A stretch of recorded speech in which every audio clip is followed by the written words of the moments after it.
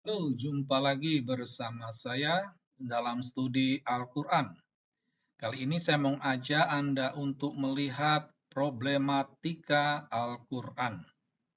Namun, sebelum membahas topik kita, jangan lupa untuk terlebih dahulu mengklik tombol like, subscribe, notifikasi, atau loncengnya, dan mohon video ini di-share ke teman-teman Anda.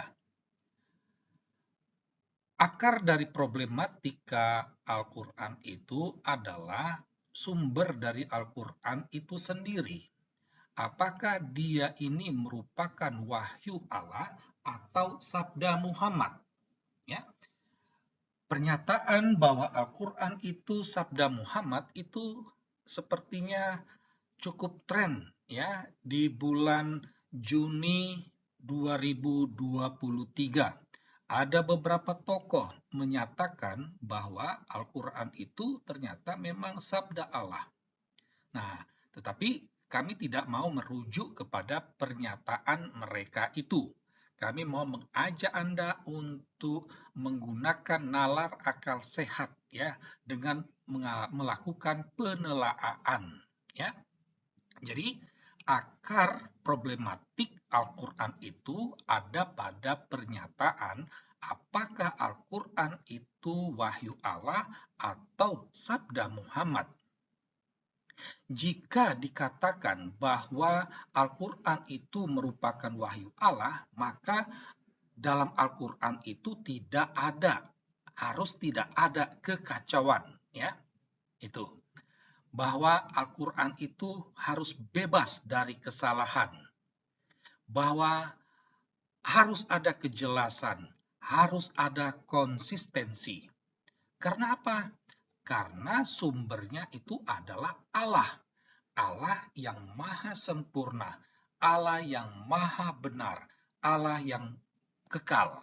Ya, nah, jadi apa yang dihasilkannya haruslah merujuk kepada sifat-sifat Allah itu sendiri. Nah, itu ya. Nah, sedangkan kalau dikatakan Al-Quran itu sabda Muhammad, kita ingat Muhammad itu manusia, manusia memiliki keterbatasan. Ya, sebagai sabda Muhammad, tentulah Al-Quran tidak luput dari keterbatasan manusiawi. Ya, sehingga tidak heran apabila di dalam Al-Quran itu terdapat kekacau balauan, ada kesalahan atau kekeliruan, ada yang tidak jelas. Nah, itu. Nah, berangkat dari dua kriteria ini, kita dapat melihat sendiri ya Al-Quran itu. Silakan Anda membaca Al-Quran dengan menggunakan dua kriteria tersebut. Jika memang wahyu Allah, maka demikian. Jika sabda Muhammad, maka demikian. Nah, seperti apa Al-Quran itu? Ya, apakah dia wahyu Allah atau sabda Muhammad?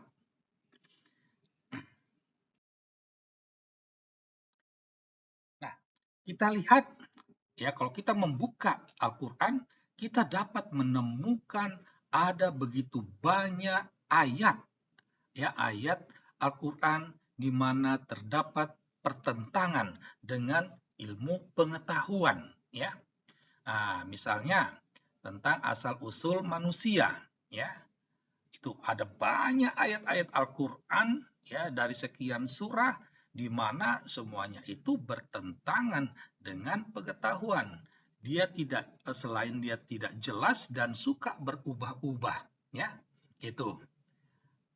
Dan itu seolah-olah Allah itu tidak paham, tidak bisa membedakan antara sperma dengan air mani. Ya, gitu, ya. Jadi tentang asal-usul manusia itu selain tidak jelas, berubah informasinya berubah-ubah, juga bertentangan dengan ilmu biologi. Atau teori geosentris, ya. Jadi ada sekitar 6 ayat ya wahyu Allah ini yang mengatakan bahwa bumi itu pusat, sedangkan matahari dia berputar, beredar ya pada orbitnya. Jadi jelas ini bertentangan dengan ilmu bumi, ya, dengan antariksanya itu. Atau tentang penyaliban Yesus, ya. Jadi penyaliban Yesus ini dalam satu surah dikatakan bukan Yesus yang mati di kayu salib tetapi orang yang menyerupainya. Jelas ini bertentangan dengan ilmu sejarah, ya. Itu ilmu sejarah di mana catatan itu ditulis oleh orang-orang dari abad pertama, abad penyaliban Yesus itu sendiri. Bahkan ada juga yang saksi mata. Nah, jadi itu bertentangan. Jadi jelas bahwa apa yang tertulis dalam Al-Quran itu salah, ya, salah. Itu. Penyelain itu misalnya soal kata ganti Allah, ya, kata ganti. Jadi dalam Al-Quran itu kata Allah itu sering diganti dengan kata dia, engkau, aku, kami. Jadi di sini tampak, ya, adanya ketidakjelasan, suka berubah-ubah dan bertentangan dengan ilmu bahasa.